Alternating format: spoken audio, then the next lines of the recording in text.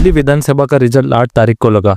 इस विधानसभा चुनाव में भाजपा ने 70 में से 48 सीटें जीतकर अपनी सरकार बनाने का दावा किया। दिल्ली की जनता ने उन्हें जम के वोट दिए। तब से ही बीजेपी किसे सीएम चुनेगी, इस तरफ सारे देश की निगाहें टिकी हुई थी।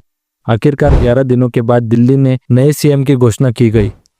भाजपा ने दिल्ली सीएम के लिए रेखा गुप्ता का नाम फाइनल किया है। भाजपा की पार्लियामेंट्री बोर्ड की मीटिंग में उनके नाम को मंजूरी मिली है। 20 फरवरी 2025 को दोपहर के 12 बजे वो दिल्ली सीएम की शपथ लेने वाली है। इसी सीएम पद की कुर्सी के दूसरे दावेदार प्रवेश वर्मा डिप्टी सीएम की शपथ लेंगे। वही रोहिणी के विधायक विजेंद्र गुप्ता विधानसभा के अध्यक्ष पद की शपथ लेंगे। मीडिया रिपोर्ट के अनुसार दिल्ली में महिला मुख्यमंत्री करने का प्रस्ताव आरएसएस द्वारा दिया गया था। संघ ने रेखा गुप्ता का नाम आगे किया तो बीजेपी ने भी उसे नाम पे मोहर लगाई। वही रेखा गुप्ता दिल्ली की चौथी महिला मुख्यमंत्री होने वाली है। लेकिन दिग्गज नेताओं को छोड़कर पहली बार ही विधायक होने वाली रेखा गुप्ता है कौन? बीजेपी ने उन्हें ही क्यों मुख्यमंत्री बनाया? तो वही मुख्यमंत्री बनने की रेस में उनके साथ कौन कौन था, यही जानकारी देने वाला ये वीडियो है। तो शुरू करते हैं। तब तक इस वीडियो को लाइक और चैनल को सब्सक्राइब जरूर करें। सबसे पहले रेखा गुप्ता है कौन, ये देखते हैं। 50 वर्षीय रेखा गुप्ता दिल्ली की शालीमार कॉन्स्टिट्यूएंसी से एमएलए बन चुकी है। उन्होंने आम आदमी पार्टी की वंदना कुमारी इनका 29,500 वोटों से पराभव किया। खास बात यह है कि वो पहली बार ही विधायक बनी है। रेखा गुप्ता पेशे से वकील है। उनका जन्म 1974 में हरियाणा के जिंद जिले में हुआ है। जब वो 2 साल की थी, यानी कि 1976 में उनका परिवार दिल्ली आकर शिफ्ट हुआ। उन्होंने अपना पूरा स्टडी दिल्ली में ही पूरा किया। यही कॉलेज लाइफ में उनका संबंध अखिल भारतीय विद्यार्थी परिषद के साथ आया।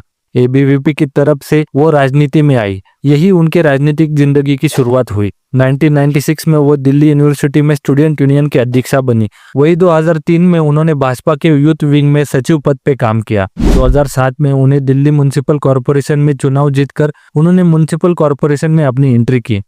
2012 में भी वो वही से फिर से एक बार चुन के आई। रेखा गुप्ता दिल्ली यूनिवर्सिटी के सचिव और प्रिंसिपल भी रह चुकी है। मार्च 2010 में उन्हें भाजपा के राष्ट्रीय कार्यकारिणी में शामिल किया गया। अभी वो भाजपा महिला मोर्चा के राष्ट्रीय उपाध्यक्ष है। 2015 में उन्होंने शालीमार विधानसभा क्षेत्र से चुनाव लड़ा, लेकिन उनका 11,000 वोटों से पराभव हुआ। वही 2020 में भी इसी चुनावी क्षेत्र से उनका पराभव हुआ।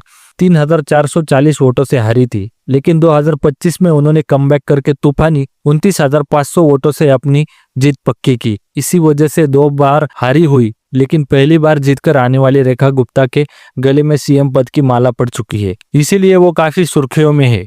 अब उन्हें सीएम बनने के क्या क्या रीजन ये समझ लेते। दिल्ली में चलने वाली महिला मुख्यमंत्री की परंपरा ये उसका प्रमुख कारण है। इसीलिए रेखा गुप्ता को मुख्यमंत्री चुना गया। कांग्रेस की शीला दीक्षित 1998 से 2013 ऐसे लगातार 15 साल दिल्ली की सीएम रह चुकी थी। राजधानी में उनकी इमेज काफी अच्छी थी। उनके पहले भाजपा की सुषमा स्वराज दिल्ली की सीएम रह चुकी है। वही 2025 के चुनाव के पहले आम आदमी पार्टी की आती सी थोड़े समय के लिए दिल्ली की सीएम रह चुकी है। इसी से दिल्ली को महिला मुख्यमंत्री की परंपरा है, ये दिख के आता है। अभी देश के 18 राज्यों में एनडीए की सत्ता है, लेकिन एक भी राज्य में महिला मुख्यमंत्री नहीं है। देश में फिलहाल सिर्फ वेस्ट बंगाल में ममता बनर्जी एकमेव महिला मुख्यमंत्री।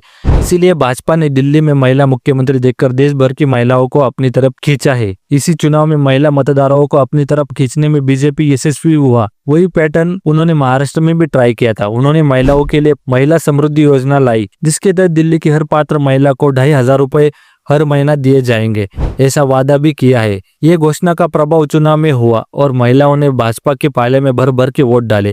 इसीलिए भाजपा ने रेखा गुप्ता के रूप में महिला मुख्यमंत्री दिया है। इसके पीछे दूसरी वजह ये है जातीय समीकरण, यानी कास्ट फैक्टर। रेखा गुप्ता वैश्य समाज से आती है। दिल्ली में वैश्य समाज की संख्या 8% है।